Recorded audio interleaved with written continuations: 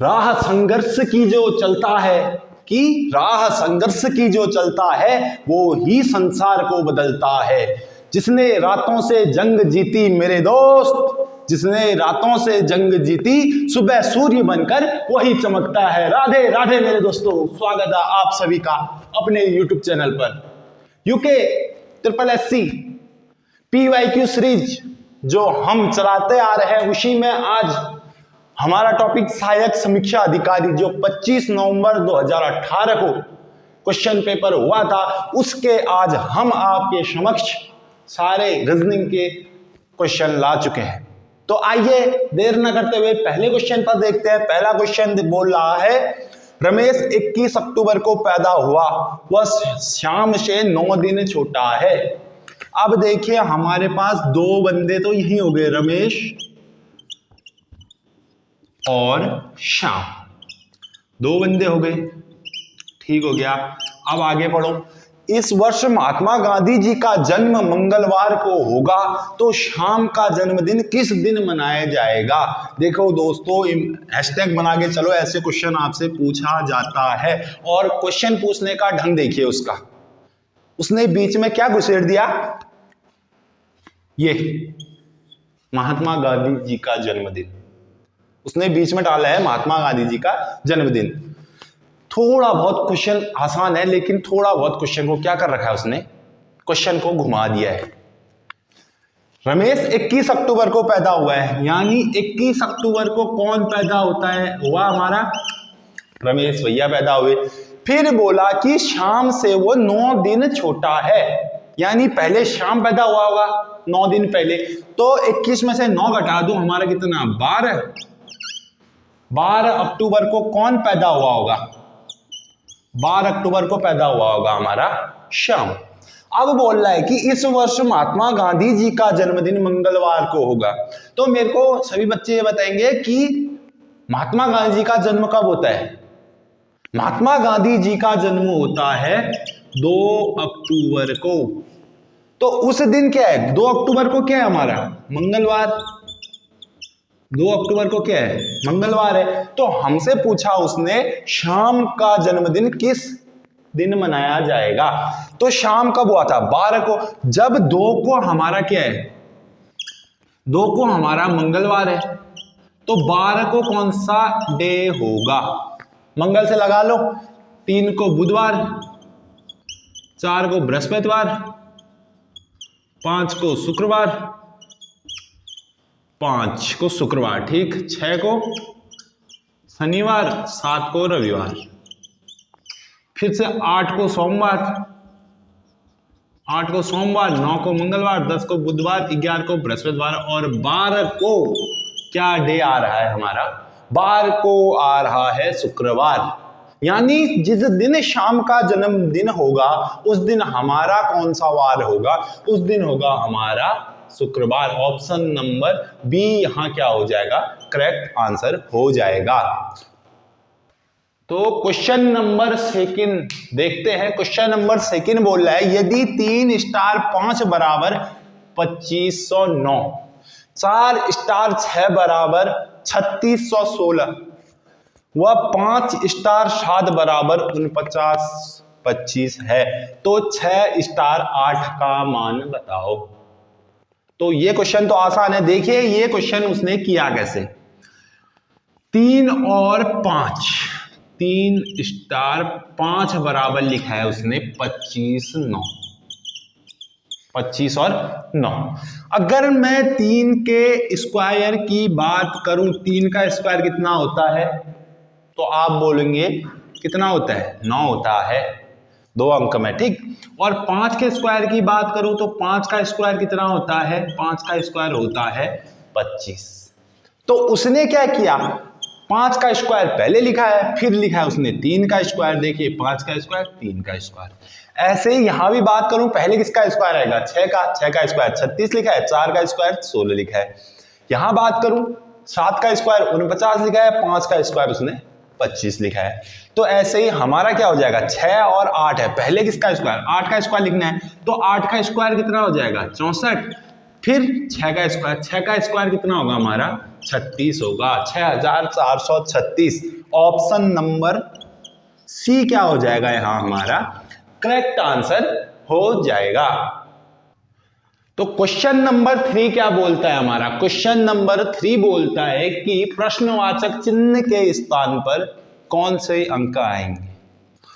तो देखिए सबसे पहले अगर मैं इनकी प्लेस वैल्यू लिख दूं, सी की प्लेस वैल्यू होती है 3, एफ की होती है 6 और आई की प्लेस वैल्यू होती है हमारी कितनी 9, एल की प्लेस वैल्यू होती है एल 12, ओ 15 और आर कितनी होती है 18 होती है। यानी इन दोनों के बीच गैप 3 का, इन दोनों के बीच भी गैप कितने का 3 का। यहां बात करूं यहां गैप 3 का और यहां भी गैप कितने का 3 का। पैटर्न तो मिल गया है कि हमारी जो गैपिंग चल रही है, जितना पहले 2 अक्षरों के या 2 अंकों के बीच हमारा गैप चल रहा है उतना ही हमारा गैप नीचे वाले 2 अंकों में भी चलेगा। तो बात करता हूं यहां 7 और 13 के बीच कितने का गैप, 7 और 13 के बीच कितने का गैप, तो आप बोलोगे 6 का गैप, 6 का गैप।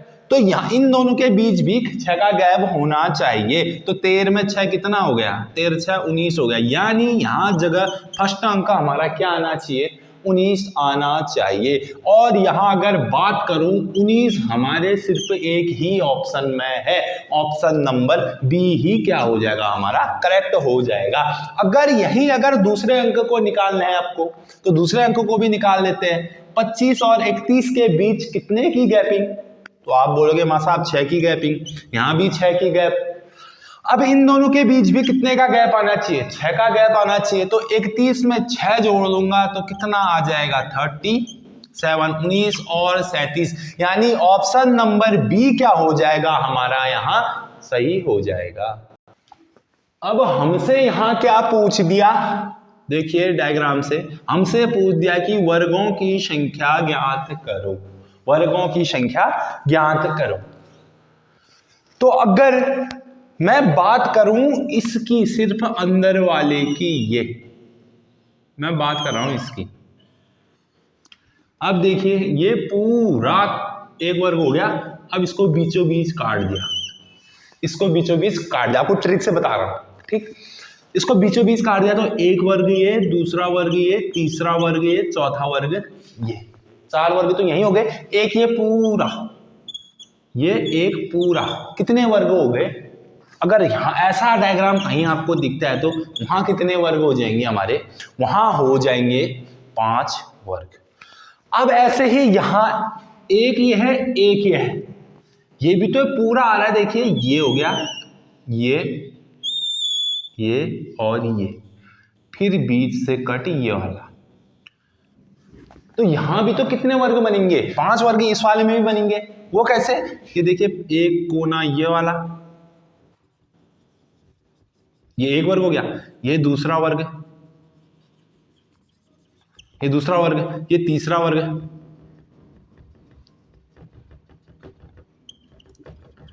और ये चौथा वर्ग, ये 4 वर्ग यहां हो गए। और एक ये पूरा, कितने हो गए 5, 5 नीचे हुए थे हमारे, 5 यहां हो गए। यानी टोटल कितने हो गए 5 + 5 ये हो गए। अब बात करते हैं इस वाले वर्ग की। एक वर्ग ये दिख रहा है हमको, ये कौन सा वर्ग हो गया 11वां वर्ग ये हो गया। और एक वर्ग यहां दिख रहा है, ये कौन सा हो गया 12वां वर्ग हो गया। 12 से ऊपर को यहां कोई भी वर्गों की संख्या नहीं है। कोई 12 से ऊपर को निकाल के दिखा दे तो हम बोले। तो यहां कितने वर्गों की संख्या कितनी होगी हमारे 12 हो गई। कंफ्यूज नहीं होना है। कोई ऐसे भी स्टूडेंट हैं जो इसको दोबारा गिनेंगे, लेकिन एक बार हम इसको गिन चुके हैं इसलिए हम इसको दोबारा नहीं गिनेंगे। तो क्वेश्चन नंबर 5वें की बात करें, 5वां क्वेश्चन बोल रहा है हमारा कि अगला पद बताओ, नेक्स्ट टर्म कौन सा होगा वो बताओ। तो देखिए ऐसे क्वेश्चनों में अल्फाबेटिक सीरीज में आपको करना क्या है, अल्फाबेटिक सीरीज में सबसे पहला काम आपका क्या होना चाहिए, सबसे पहला काम होना चाहिए कि आपको गैपिंग, आपको गैप देखना है। अगर मैं K से M की गैप देखूं, KLM सिर्फ एक छूट रहा है, कौन सा? L छूट रहा है। M से O की बात करूं, MNO क्या छूट रहा है? N छूट रहा है। आपसे O से P छोड़ दो, सीधे लिख दो क्या? Q वाले हमको दो ऑप्शन दिख रहे हैं, यानी पहला ऑप्शन गया और तीसरा ऑप्शन गया। आपके अगर ऐसे करोगे तो क्वेश्चन गलत होने के चांस ही हट जाते हैं, 0% हो जाते हैं। अब आपके पास दो रह गए, दो ऑप्शन रह गए। अब सेकंड में डालो, अब सेकंड में जाते हैं, डी के बाद जी, DEF मिस है, जी है, जी के बाद HI मिस है, सीधे जे है, जे के बाद K और L आप मिस कर दो, सीधे क्या आ जाएगा यहाँ हमारा? M आ जाएगा। QM यानी ये ऑप्शन भी गया और ये ऑप्शन क्या हो जाता है आपका यहाँ राइट हो जाता है। ऐसे क्वेश्चन आपके फ्री के नंबर है मान के चलो, तो इन क्वेश्चन को हमने ऐसे करना है। अब बात करता हूं नेक्स्ट क्वेश्चन की। अब मैं आपसे बात करता हूं नेक्स्ट क्वेश्चन की, क्वेश्चन नंबर 6। क्वेश्चन नंबर 6 क्या बोल रहा है? क्वेश्चन नंबर 6 बोल रहा है कि विषम पद छांटो। क्या बोल रहा है? विषम पद छांटो। हमसे बोल रहा है कि विषम पद छांटो, और हमको जो ऑप्शन दिए थे वो है पहला ऑप्शन IJNR,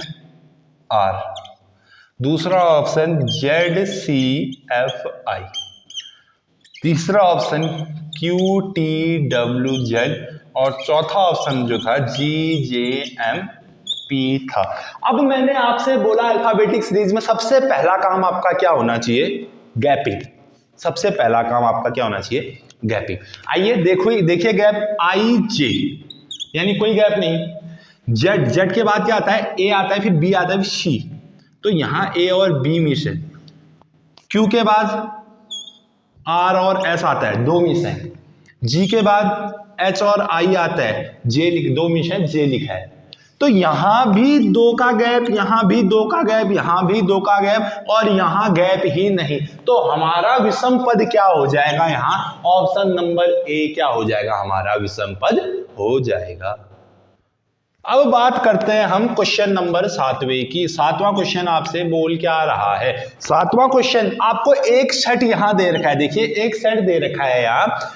इस सेट के जैसे विन्यास मतलब होता है, अगर मैं आपके सामने विन्यास का अर्थ बताऊं तो लॉजिकली, जैसा लॉजिक ऊपर लगा है वैसा ही लॉजिक इन चार ऑप्शनों में से एक ऑप्शन में लगा है बोल रहा है, तो उसी ऑप्शन को आपने फाइंड आउट करना है।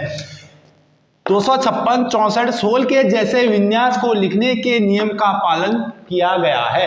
तो जैसे 216, 64 और 16 लिखा है, जिस लॉजिक से ये लिखा गया है, उसी लॉजिक से इन चार ऑप्शनों में से एक ऑप्शन ऐसा है, ये न्यू टाइप क्वेश्चन है, ऐसा ऑप्शन है कि जैसा लॉजिक यहां लगाया है वैसा ही लॉजिक हमारा इन चार ऑप्शनों में से एक ऑप्शन में लगा है। आपको यहां का लॉजिक ढूंढना है, फिर जाके ऑप्शनों का लॉजिक ढूंढना है। अब 256, 64, 16 कौन सा क्या लॉजिक लगेगा? अगर 16 का स्क्वायर कर दूं 256, फिर 64 का क्या काम है ना, तो एक लॉजिक तो गलत हो गया इसमें। दूसरे लॉजिक से बात करूं, 16 चक्को 64, 64 चक्को 216। एक लॉजिक तो मेरा ये लग रहा है, देखो 16 गुणा 4 करूं तो कितना हो गया 64, 64 गुणा 4 करूं तो कितना होता है 256। क्या इसी लॉजिक से इन क्वेश्चन जो ऑप्शन दे रखे हैं इनमें से कोई ऑप्शन है हमारा? देखें 6 पंचे 30, 6 बार हो जा रहा है गुणा, फिर 80, 30 तो 90 हो जाता है, यानी ले लॉजिक तो इसमें नहीं लग रहा है। अगर इसकी बात करूं 9 चक्को 36, 36 चक्को 144, 6 चक्को 24, हाँ ये देखिए 9 4 जा 36, 36 इंटू 4 कितना होता है 144। यानी ऑप्शन नंबर बी में ऐसा ही लॉजिक लग रहा है जैसा हमारे क्वेश्चन में दिया गया है। तो इस क्वेश्चन का राइट आंसर क्या हो जाएगा हमारा? Option number B. Question number 8वां क्या बोल रहा है? A B C D E 5 नदियां हैं। ए बी की अपेक्षा छोटी परंतु ई से बड़ी है। सी सबसे बड़ी नदी है। यदि डी जो है बी से छोटी नदी है परंतु ए से कुछ बड़ी नदी है तो सबसे छोटी नदी कौन सी है? ऐसे क्वेश्चन को करने का एक मैं आपको ऐसा सॉल्यूशन देता हूं कि आप भी खुश हो जाएंगे। आपसे सबसे पहले देखिए कि आपसे पूछा क्या है। सबसे छोटा पूछा है, सबसे बड़ा पूछा है, सबसे ठिगुना पूछा है, सबसे लंबा पूछा है, लेकिन पूछा क्या है? यहां पूछा है हमसे सबसे छोटी नदी। क्वेश्चन को पढ़ते रहिए, ऑप्शन को काटते रहिए, क्वेश्चन को पढ़ते रहिए, ऑप्शन एलिमिनेशन बनाते रहिए। ए बी सी डी में 5 नदियां है। ए जो है बी की अपेक्षा छोटी है। ए जो है बी की अपेक्षा क्या है? छोटी है। यानी बी नदी बड़ी है, ए छोटी है, तो बी बड़ी है तो बी ऑप्शन हो नहीं सकता है। बी नदी हमारी बड़ी नहीं होगी। फिर बोल रहा है परंतु ई से बड़ी है। ए जो है वो किससे बड़ी है? ई से बड़ी है, यानी ए भी हमारा ऑप्शन नहीं हो सकता है। बचे हमारे पास डी और ई। सी सबसे बड़ी नदी है, ऑप्शन में सी नहीं है तो बड़ी का हमको कुछ करना भी नहीं है। सी सबसे बड़ी नदी है। यदि डी नदी जो है बी से छोटी है, डी नदी बी से छोटी है, ए से कुछ बड़ी है, ए से बड़ी है कौन? डी नदी। डी नदी बड़ी है तो डी भी हमारे ऑप्शन में नहीं हो सकता है। बच क्या रहा है आपके पास? ई बच रहा है। इसका मतलब यह है कि हमारी जो सबसे छोटी नदी है वो कौन सी है? वो नदी है हमारी ई। ऐसे क्वेश्चनों में आप देखिए सबसे छोटा या बड़ा, ठिगुना, लंबा आपसे क्या पूछा है। ये क्वेश्चन ऐसे किया जाता है। अब next question, question number 9। Question number 9 क्या बोल रहा है? देखिए क्वेश्चन नंबर 9, इसमें भिन्न पद छांटना है। क्या छांटना है? भिन्न पद। और आपको ऑप्शन में क्या दिए हैं? ए दिया है, बी दिया है, यू दिया है और आई दिया है। इनमें से कौन सा भिन्न है पूछ रहा है। यानी भिन्न मतलब 3 में प्रॉपर्टी सेम लगेगी और 1 में प्रॉपर्टी मैच नहीं कर रही होगी। अगर बात करूं ए की, ए भी वोवल है, यू भी वोवल है और आई भी वोवल है। आपने पढ़ा था कौन कौन से होते हैं vowel? A, E, I, O, you होते हैं। तो ए भी आ गया, यू भी आ गया और आई भी आ गया, लेकिन बी क्या है? बी क्या होता है? कॉन्सोनेंट होता है। इसलिए यहां हमारा अलग कौन सा हो जाएगा?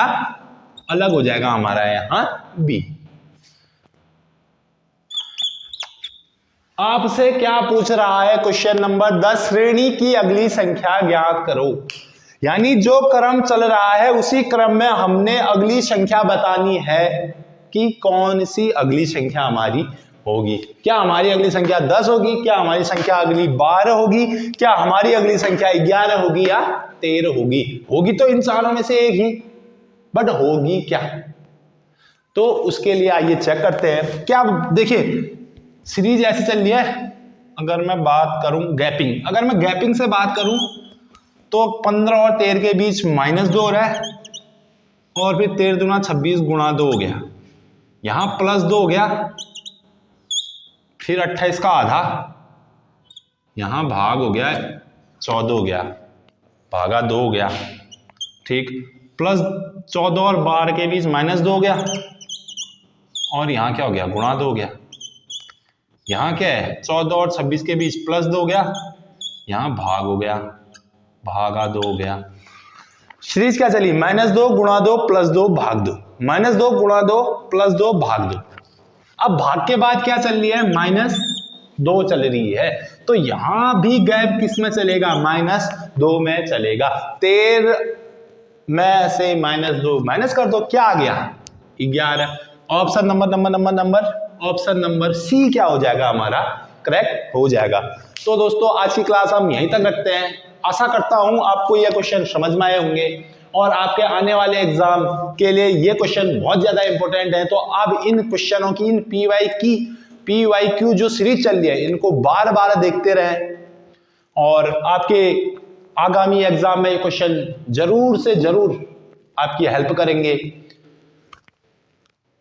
और आपसे बस इतना कहना चाहता हूं कि आपका पेपर आज है कल है ये मत सोचिए, 1 महीने बाद है 2 महीने बाद है ये मत सोचिए। बस अपनी जो तैयारी है वो कंटिन्यू आप रखते रहे। ये अब मेरे को मंजिल यहां से यहां है, मेरी मंजिल यहां से यहां है, तो मैं चढ़ूंगा कैसे? स्टेप बाय स्टेप तो मैं जाऊंगा, स्टेप बाय स्टेप। तो आपकी सफलता के लिए दिन का एक स्टेप यानी दिन का 1 घंटा या 1 मिनट मैं बोलूं, वो भी बहुत ज्यादा कीमती है। तो अपना ख्याल रखिए, मिलते हैं आपसे अगली वीडियो में। धन्यवाद।